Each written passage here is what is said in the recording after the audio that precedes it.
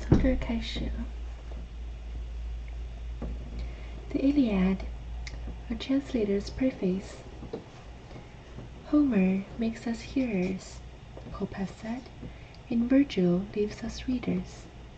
So the great translator of Homer, no doubt unknowingly, set at odds the claims of an oral tradition and those of a literary one, as we would call the two traditions now.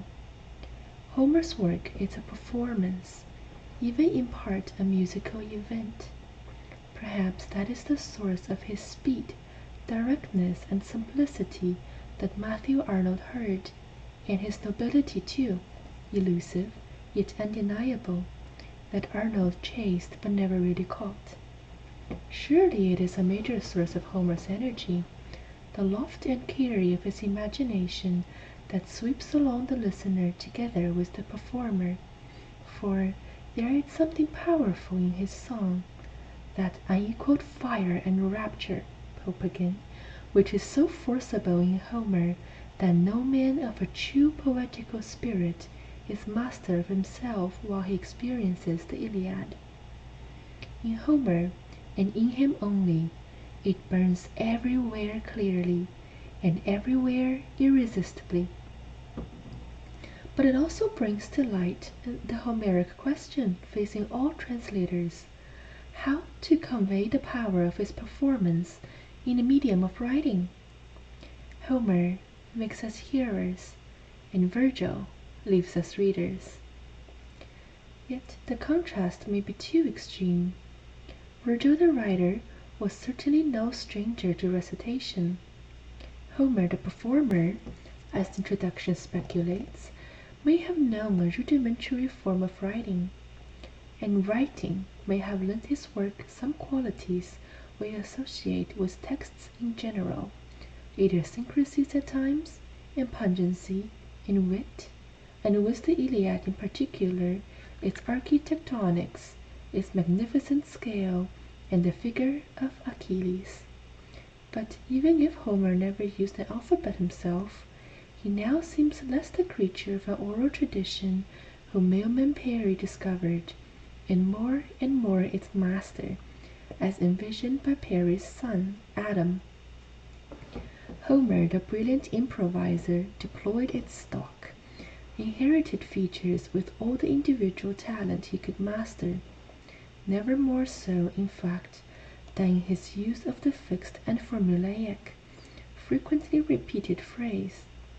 Not only is Homer often less formulaic, but the formulas themselves are often more resonant, more apt, and telling in their contexts than the hard Perides had argued for at first. So, the original form of Homer's work, while a far cry from a work of literature as we know it now, is not exactly a song either, pure and simple.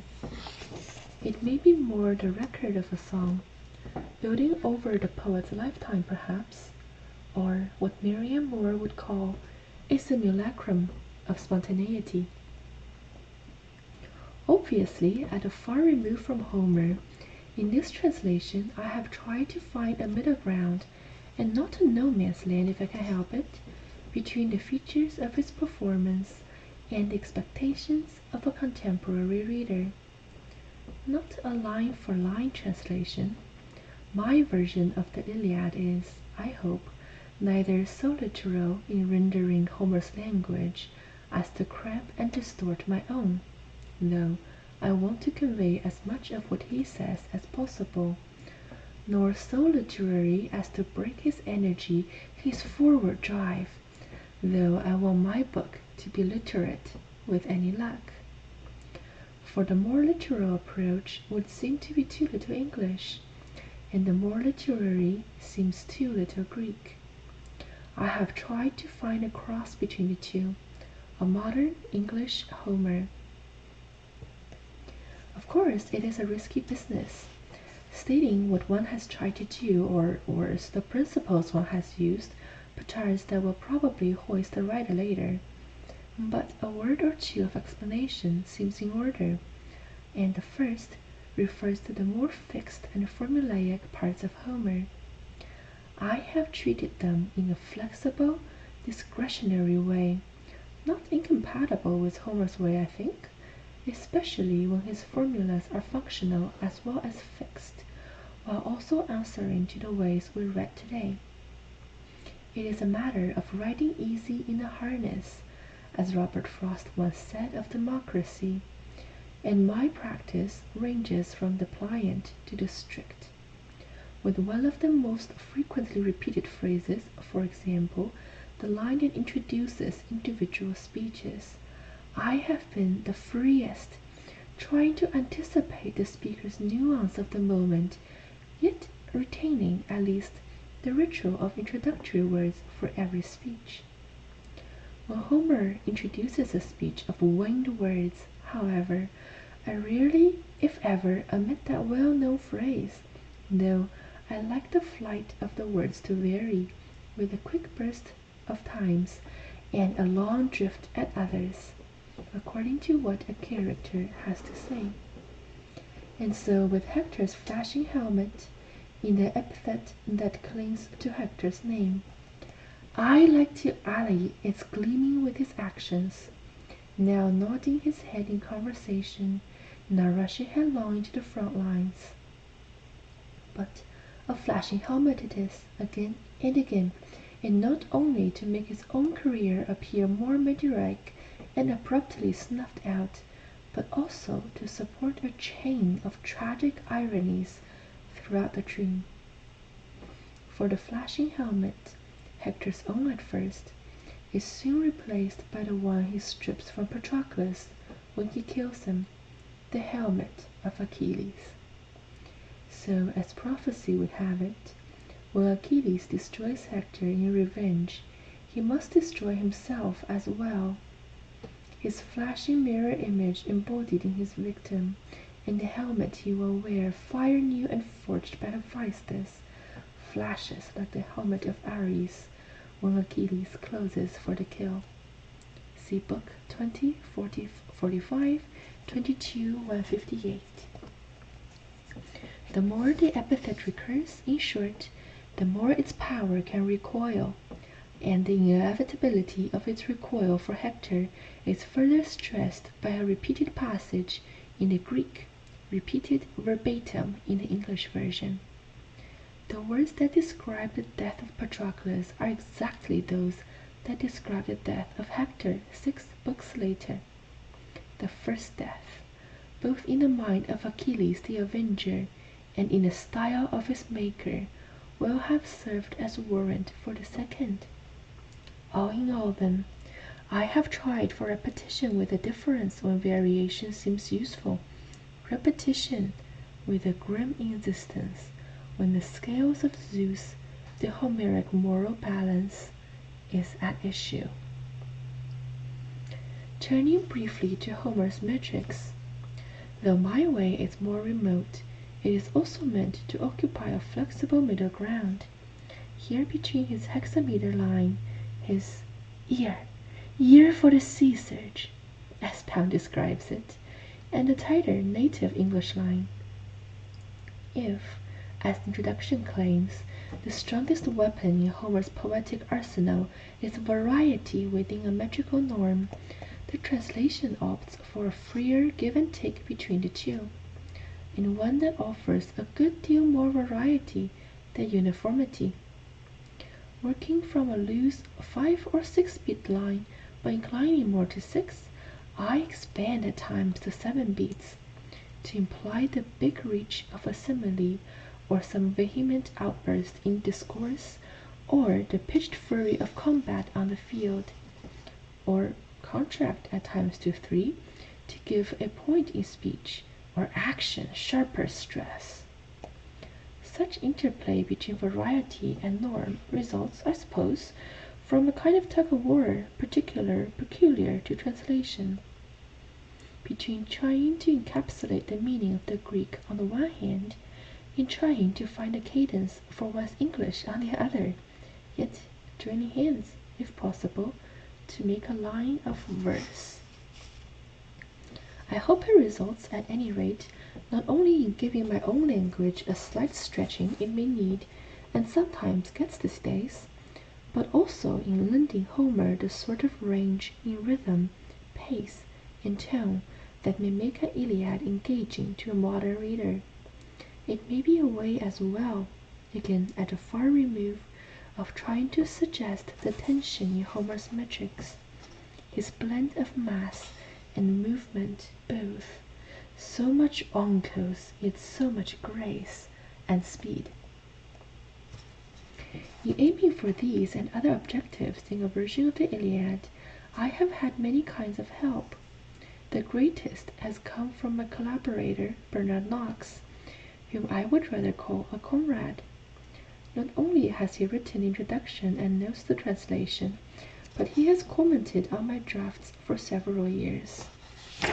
And when I leaf through those pages now, his commentary seems to rein my typescript so completely that I might be looking at a worse for fear, dog-eared manuscript encircled by scholarlists' remarks. Or is it something of a battle map as well? The vulnerable lines at the center are shored up by a Ali, whose squads reinforce the weakest sectors and who deciphers Homer's order of the day and tells a raw recruit what war, the movements of armies and the sentiments of soldiers, is all about. And more, what tragedy in this, the first tragedy, really means. In Book 9 of the Iliad, old Phoenix calls for a man of words and a man of action too. My good fortune has been to work with such a man. Okay, we're going to pause and take a break here. Not actually sure if that is a viewer. Okay, I am going to take a moment for now. Okay.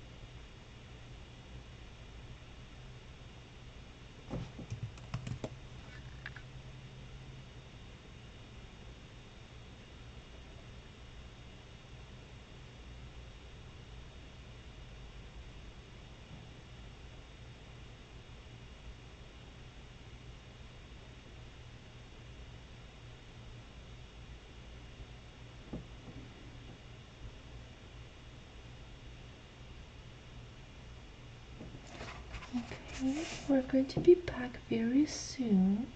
I'm going to post a link very soon and I'll be back immediately. Okay.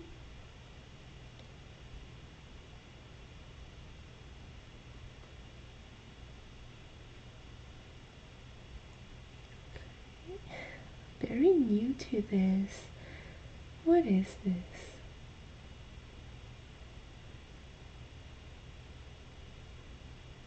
Oh, that is here. Okay. So this is what I was looking for. And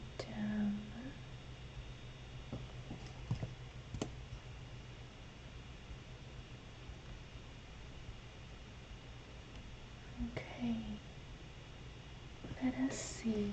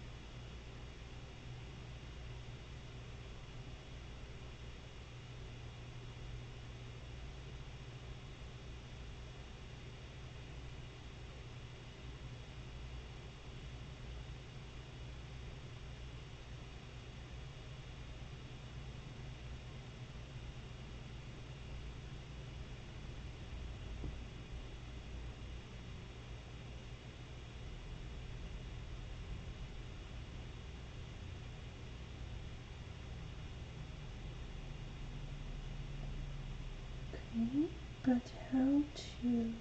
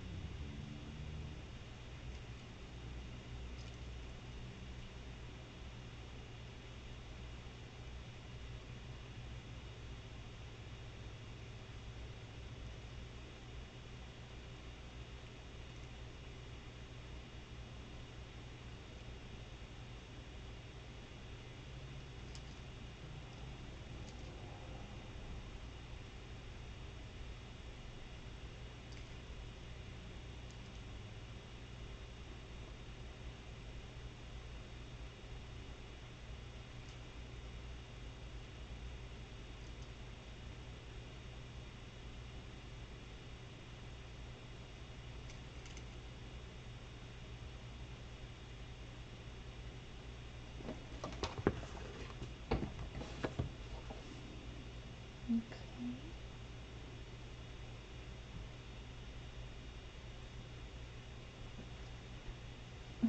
I wonder who you guys are. Why are you with me?